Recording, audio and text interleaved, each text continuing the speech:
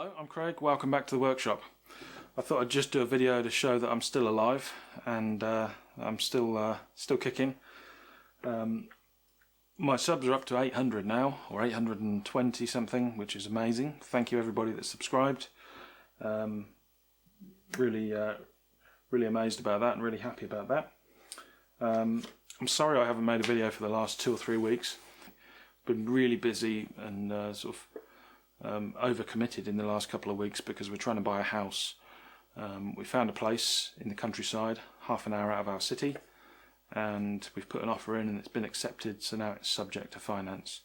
So if the banks aren't being weird because of COVID, then we might have some moving videos in a month or two. So we're quite excited about that, and yeah, really that's the overview.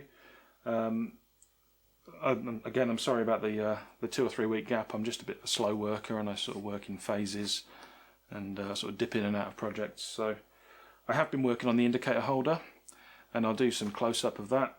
I've got the swivel pins more or less made. There's one more operation to do which I need to film as well, and then it's on to the knobs and washers and things. Got some other bits of news and I'll change the camera angle and show you some things that have arrived and some good stuff. So there's no machining in this video. If that's not your kind of thing, wait till the next one. I hope to get one out within the next week or so. If not, I apologise in advance. But yeah, some updates for this video. Okay, first update is where am I up to on the indicator holder. After a failed start with the double-ended piece I had, this is D2 steel, and this broke while I was machining it, so I started again with a second piece, and I've got these swivel pins very nearly made, and they had to go in there and be Loctited in. This one still needs its shoulder turned down. I sort of practiced on this one and I'm going to film this one for the video. And then this piece is going to become washers, and these two pieces are going to become the square bits. One of them has a dovetail in it. More on that later.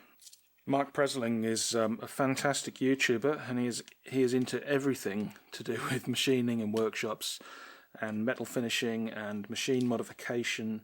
And I just learned a couple of days ago that he's made some kind of a jet engine, so I'd love to see more about that. Maybe I just missed that video. But anyway, he's been kind enough. He's just had these stickers made very recently. He's just been kind enough to send me some, and even more kindly, he's shown off my sticker on his video, and I've had like 20 or 30 new subscribers since he did that. So thank you, Mark. Really appreciate it. And obviously, if you've seen my channel, you've seen Mark's channel. But on the off chance, if you haven't, go and check him out. You'll subscribe and you'll like it instantly. This is a minor thing, but I bought some solid chunks of carbide from eBay, and I intend to. I've no idea if it's the right grade of carbide or anything, but I intend to make a hand scraper, and I also bought I think it's a 400 grit diamond lap wheel, which I'll make a backing piece for, and either attach it to one of my motors or attach it as a grinding wheel to my grinder. So I'd like to try and make a hand scraper, and I'd like to scrape in the straight edge and the precision square that I showed 3 or 4 videos ago, probably 5 or 6 videos ago. So that's upcoming, I hope. I've got the feeling that I promise 10 things for every one thing I deliver on this channel, so please take everything I say with a pinch of salt. A friend of mine offered some tools on one of the local forums here, and he used to have a milling machine, and he had these things kicking around, and they've been sat in his shed for a few years, and he offered them for a really good price. And some of these things I don't strictly need, but you can never have too many cool tools. So the most interesting one to me was this Michitoyo indicator, which came with a Michitoyo stand. This has got a little bit of surface rust in places, but it works well and it can be cleaned up. This I have cleaned up.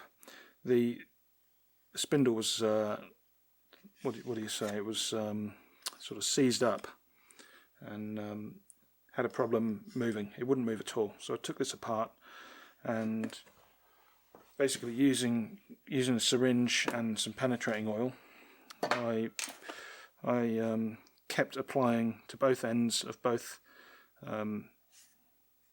sort of bearings for this plunger.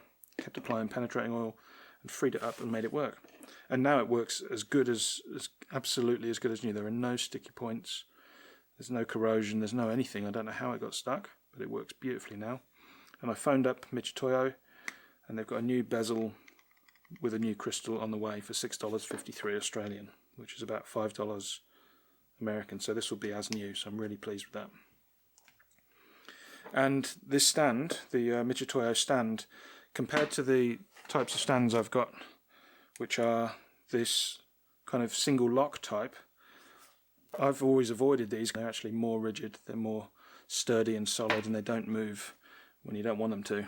I hate this play that you get in the sideways in these cheap end pieces. So this has none of that. That works really well.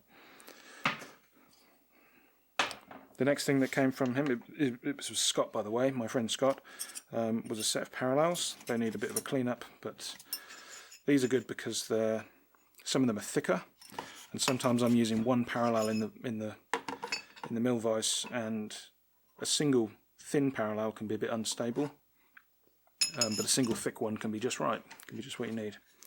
So they're cool. Another indicator. This is an MX brand.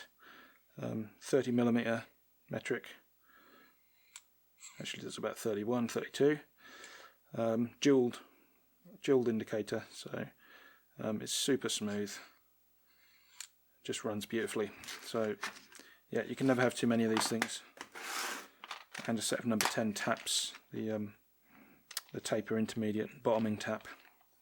So thank you, Scott. You gave me a good deal on those, and I don't know if you watch this channel even, but if you do, I'm really grateful and I'm really happy with those things. And they'll be on the channel. I'll be using those in future videos. This is a bit special. I've left the best till last, best piece of news till last. A viewer of mine who's become a fast friend. We've spoken a lot on the phone and on email, and we text back and forth. He's a viewer of my channel. That's how I met him. His name's Carl. I won't give off any more information of his because he's interested in sort of remaining semi-anonymous. He spotted a comment of mine on a video of some other channel, and I forget which one it was now, but we were talking about precision ground stones, and he's a tool maker, I believe, and he's got CNC experience, and he's got a fully equipped workshop, and he's a bit of a legend. So he commented on he saw my comment, and he emailed me, found me through my channel, emailed me and said, if you buy the stones, I'll precision grind them for you. And I couldn't believe my luck, so of course I said yes, and we did the deal, and I bought the stones, and Carl, you need to send me a bill for the postage. You haven't even done that, so yeah, I'm chuffed. I'm going to open this now and see what we've got.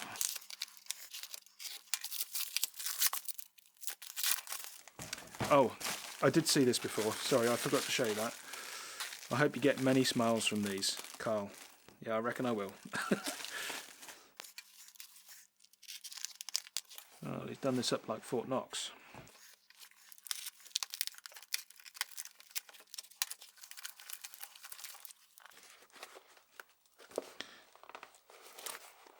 Can't get them out.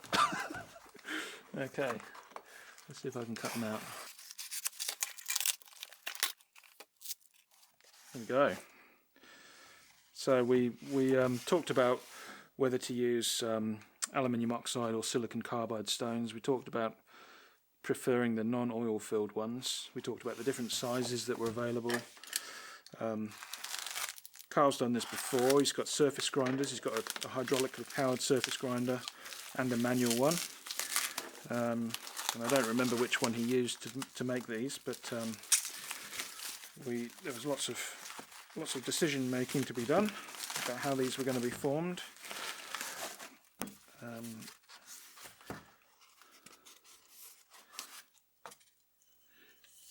And and yeah, they are crisp. They are sharp. I'm going to have to check with him to see which faces he's done. I imagine the flat faces are done. Can't remember if he was going to do the edges. I don't suppose he would have done the ends. But that's a square-edged one, and that's its mate. Yeah, so these are fine and coarse. They don't say the grade. I'm sure if you look up a number 108 stone on the Norton or Saint-Gobain website, you'd find what a 108 is. And look at this.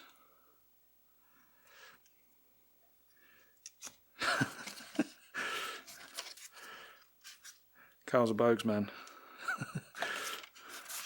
Bogues is the Tasmanian distillery in the north of Tasmania, and Cascade is the one in the south, and there used to be a sort of rivalry type thing, so I don't imagine that was put in there by mistake. Thanks, Carl.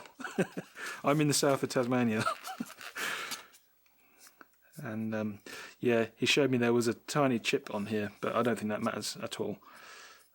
These were cut on the machine they were sort of blocked in on an angle and then cut with a slitting saw in the same style that you would a slitting saw on a milling machine, but obviously it was an abrasive wheel.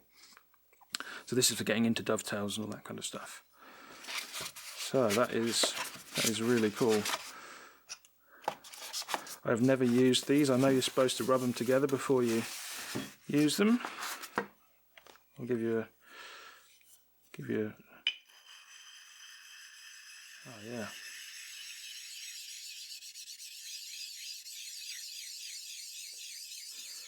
They just glide. There's a cushion of air when you put them together.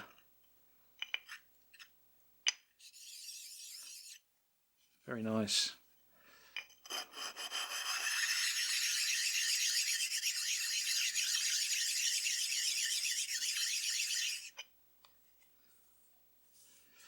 They just feel totally unlike a grinding stone or an oil stone. Here's my old oil stone that I use for sharpening. It needs a clean, and I won't rub these together, but you can see how they go when they're oil soaked. I keep adding oil to this, of course, and you can see how the edges aren't nearly as sharp on the old one. But yeah. They're just a totally different texture. This one feels polished.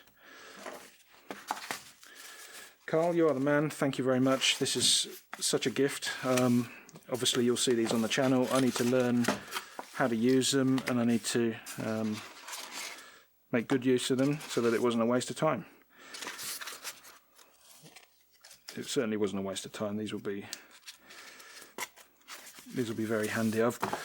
One of Carl's comments was that once you've got a set of these, you won't be able to leave any surface in the workshop alone, whether it's vice jaws and lathe bed ways and mill tables and yeah, all that stuff.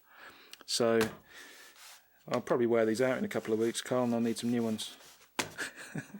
So I hope there was something in there that's interesting for you, and I'll see you in the next video. I think I'll be back onto the indicator holder. If I get time and energy, I'll get back onto that, and we'll get it finished. And soon after that, there'll be the TMC 2020 toolmaking competition. I'm keen to do something for that, and I think I've decided what I'm going to do. It's going to be, if I stick to my plan, it'll be another dial indicator related project. So yeah, cheers. See you next time.